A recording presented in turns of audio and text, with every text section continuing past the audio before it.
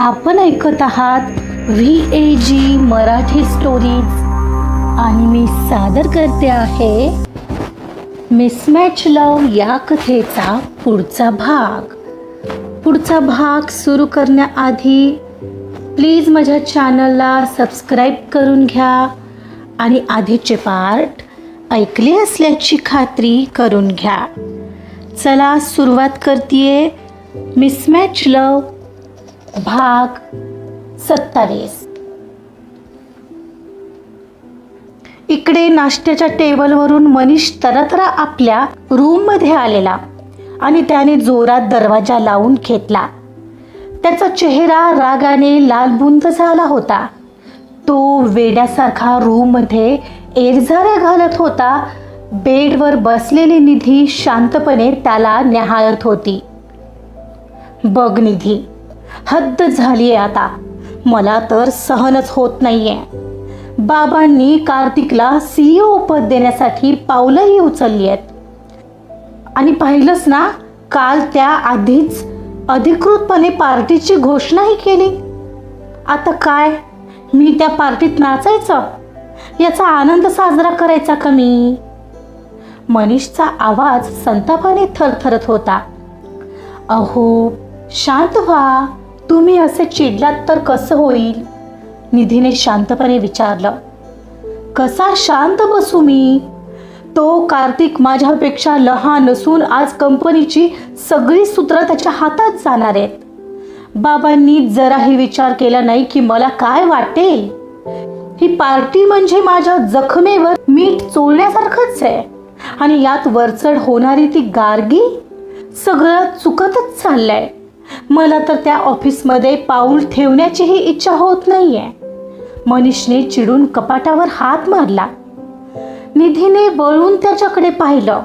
तिच्या डोळ्यात एक वेगळी चमक होती.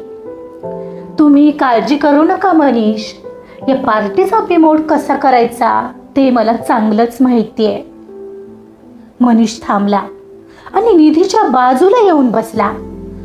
म्हणजे नेमकं काय म्हणायचंय तुला? अहो, कार्तिकला हे पद त्याच्या शिस्तीमुळे आणि परफेक्ट इमेजमुळे मिळतंय ना. मग आपण त्याची हीच इमेज सर्वांसमोर धुळीला मिळवली तर? अगं काय बोलते आहेस तू?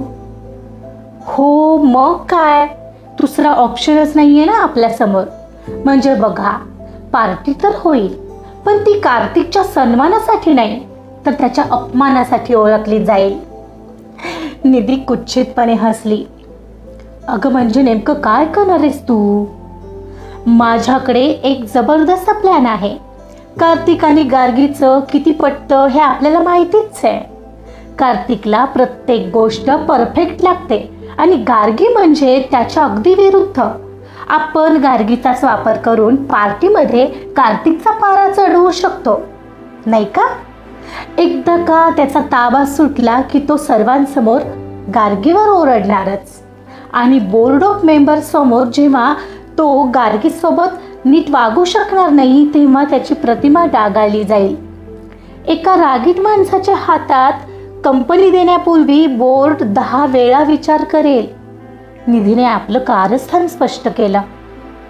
मनीषला हे ऐकून थोडा दिलासा मिळाला, पण त्याने विचारलं, पण तरीही नेमकं काय करणार आहेस तू? आणि कोणाला संशय आला तर? मी आहे ना मनीष, मी असं काहीतरी करेन की कोणाला संशयही येणार नाही आणि आपलं कामही फत्ते होईल. तुम्ही फक्त शांत राहा आणि पार्टीची वाट बघा. निधीने अत्यंत आत्मविश्वासाने सांगितलं आणि ती काहीतरी विचार करत गॅलरीजवळ चावून थांबली.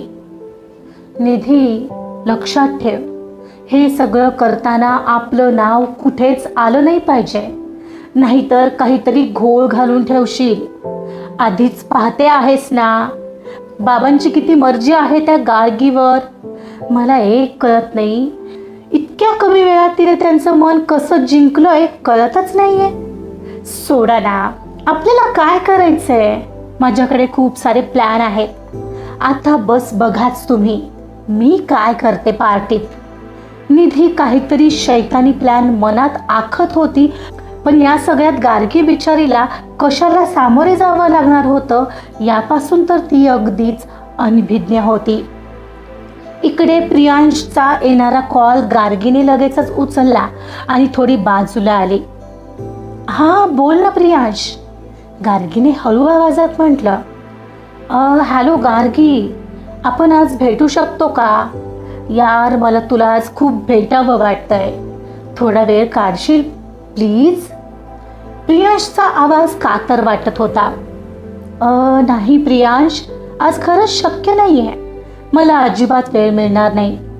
गार्गीने कोणतीही प्रस्तावना न करता सरळ नकार दिला.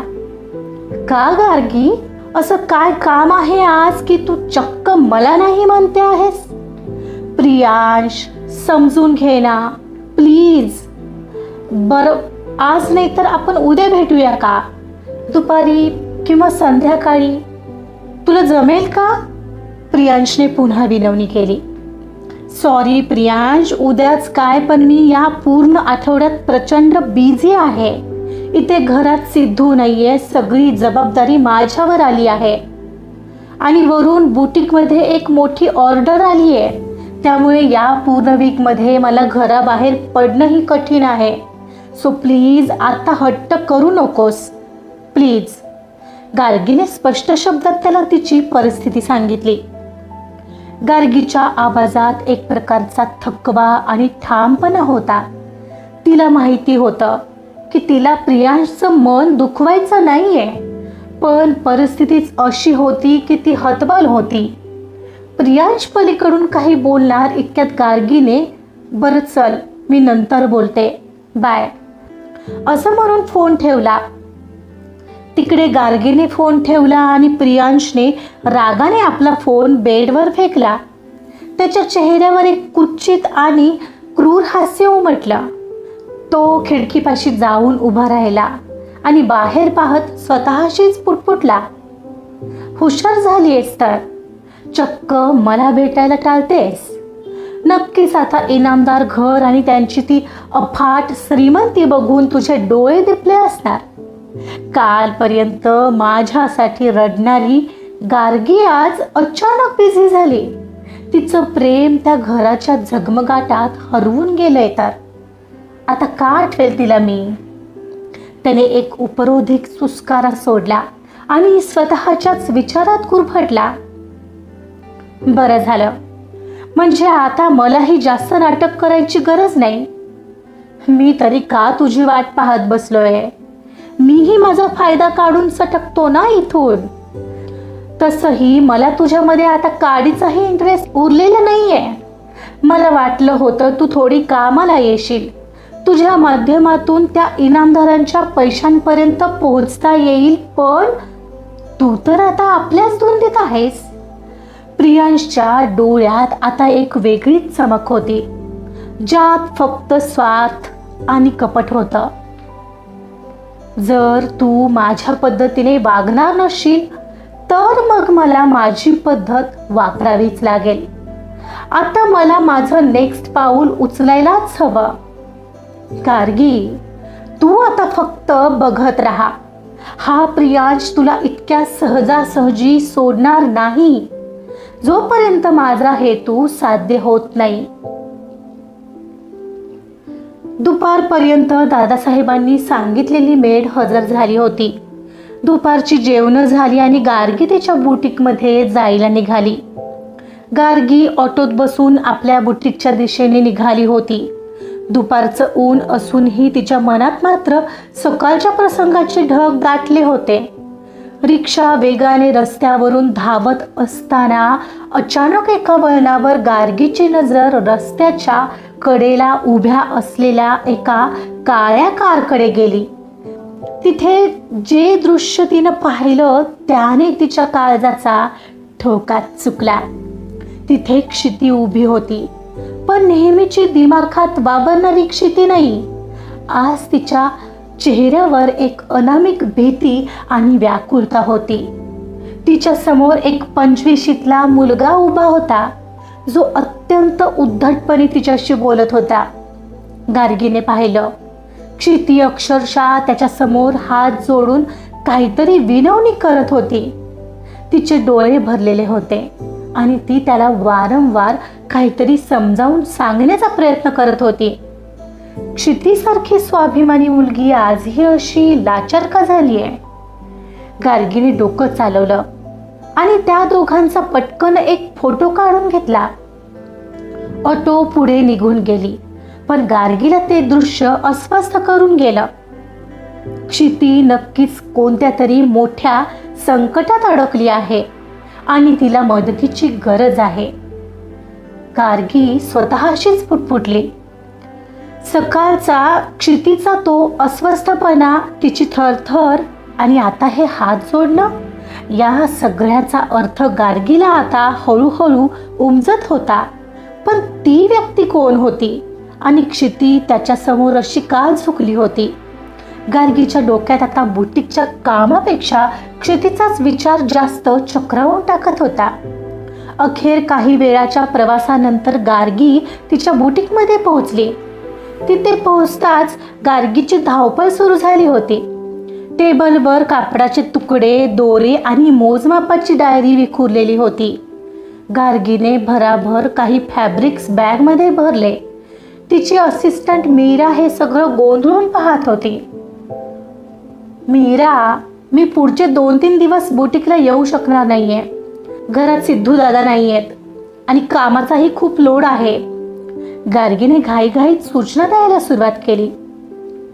पण गार्गी मॅडम, ती महत्वाची ऑर्डर, क्लायंट परवा येणार आहेत, लक्षात आहे ना? मीराने विचारलं. हो, त्याचीच तयारी करण्यासाठी मी हे सगळं काम घरी घेऊन चालले आहे. मी तिथे रात्री बसून ते पूर्ण करेल. तू फक्त इथली पेंडिंग कामं वेळेत कंप्लीट करण्यावर जोर दे. काही अडलं तर मला कॉल कर. गार्गीने आपली बॅग खांद्याला अडकवली आणि ती ऑटो पकडण्यासाठी बाहेर पडली. गार्गी घरी आली तेव्हा इनामदार विलात दुपारची शांतता होती. मेड आल्यामुळे किचनचं काम थोडं हलकं झालं होतं. गार्गीने आपलं सामान रूममध्ये ठेवलं आणि तिचं काम करायला घेणार एवढ्यात तिला दुपारचा प्रसंग आठवला. दुपारी ऑटोतून जाताना जे दृश्य तिनं पाहिलं होतं ते तिला स्वस्थ बसू देत नव्हतं. तिने मोबाईल काढला आणि ती थेट क्षितीच्या रूमकडे आली आणि तिचं दार वाजवलं. काहीच सेकंदात दार उघडलं गेलं, पण गार्गीला पाहून क्षितीच्या चेहऱ्यावर पुन्हा आठ्या उमटल्या. तिच्या चेहऱ्यावर नेहमीचा तिरसटपणा आला होता. काय, तू का आलीस आता इथं? क्षिती, थोडं बोलायचंय, आत येऊ का? नाही, नको, आहेस तिथूनच बोल, काय काम आहे? ती हाताची घडी घालत तिरकसपणे म्हणाली. ते काय आहे की मला वाटलं तू कसल्याशा टेन्शनमध्ये आहेस. काही झालंय का? मला सांगू शकतेस? गार्गीने हळुवारपणे विचारलं. तुला काय करायचंय? नको त्या गोष्टीत नाक खुपसायची सवय आहे का तुला? जा इथून मुकाट्याने, मला वेळ नाही तुझ्याशी बोलायला. क्षिती चिडून म्हणाली आणि दार लावणार तर गार्गीने दारावर हात ठेवला. 1 मिनिट क्षिती, हे बघ. काय हे? कोण होता हा आणि त्याच्या पुढे अशी हात का जोडत होतीस तू? गार्गीने सरळ आपला मोबाईल पुढे केला आणि तो फोटो दाखवला. कारपाशी उभी असलेली क्षिती आणि तो मुलगा ज्याच्या समोर क्षिती हात जोडून विनवणी करत होती. तो फोटो पाहताच क्षितीच्या चेहऱ्यावरचा रंग उडाला. तिचा हात थरथरायला लागला. हे तुला कुठे मिळालं? तू माझा पाठलाग करत होतीस का? क्षितीचा आवाज आता भीतीने कापरा झाला होता. पाठलाग नाही, मी बुटीकला जात असताना तुला पाहिलं. क्षिती, कोण आहे तो मुलगा आणि तू अशी त्याच्यासमोर का झुकली होतीस? तुला त्रास देतोय का तो? गार्गीने काळजीने विचारलं. क्षणभर क्षिती शांत झाली, पण दुसऱ्याच क्षणी तिचा इगो आडवा आला. ती गार्गीवरच ओरडली. हे बघ गार्गी, नसत्या चौकशा कशाला हव्यात तुला? आणि हा फोटो पहिला डिलीट कर आत्ताच्या आत्ता. तू समजतेस तसं काही नाही आहे. आणि माझ्या प्रायव्हसीची वाट लावू नकोस उगाच. पुन्हा माझ्या मागे आलीस ना तर बघच. गार्गीला तिचं हे वागणं अनपेक्षित होतं. ती शांतपणे म्हणाली, क्षिती, मला तुझ्या पर्सनल गोष्टीत रस नाहीये, पण तू टेन्शनमध्ये वाटतेस. तुझे डोळे बघ, आरशात किती खोल गेलेत. असं वाटतंय झोपतही नाहीयेस कदाचित तू नीट. पुन्हा तेच. अरे यार, तुला मी जायला सांगितलं गार्गी. हे बघ, तुला सांगायचं नाहीये तर ठीक आहे, पण असंच वाटतंय तू कुठल्या तरी टेन्शनमध्ये आहेस. तसं नसेल तर चांगलंच आहे, पण तरीही कधीही वाटलं की कोणाशी तरी शेअर करावं आणि काही मदत लागते तर तू बिनधास्त माझ्याकडे येऊ शकतेस. मी तुला जज करणार नाही. Take care. एवढं बोलून गार्गी तिथून निघून आपल्या रूममध्ये आली. क्षितीने मात्र दरवाजा लावला आणि तोंड दाबून रडू लागली. एका मोठ्या संकटात अडकलेली ती. तिच्यावर कोणी विश्वास ठेवेल का ही सुद्धा शंका होती. पण एवढ्या मोठ्या घरात कोणाच्याही लक्षात आलं नाही की मला काही टेन्शन असावं. आणि ते या परक्या मुलीला लक्षात येतं, याला काय म्हणायचं. ज्या येणाऱ्या वादळाची साधी पुसटची कल्पनाही इनामदार व्हिलामधील रक्ताच्या नात्यांना नव्हती, पण त्या संकटाची पहिली चाहूल गार्गीने एका परक्या नजरेने अचूक टिपली होती. आजचा भाग इथेच संपलेला आहे. पण काय क्षिती गार्गीला विश्वासात घेऊन सगळं सांगण्याचा प्रयत्न करेल का? बघूया काय होतंय पुढील भागामध्ये. पुढं काय होतंय हे जाणून घेण्यासाठी ऐकत रहा मिसमॅच लव्ह. कथा आवडत असेल तर प्लीज लाईक करा, सबस्क्राईब करा आणि शेअर सुद्धा करा. Thank you so much.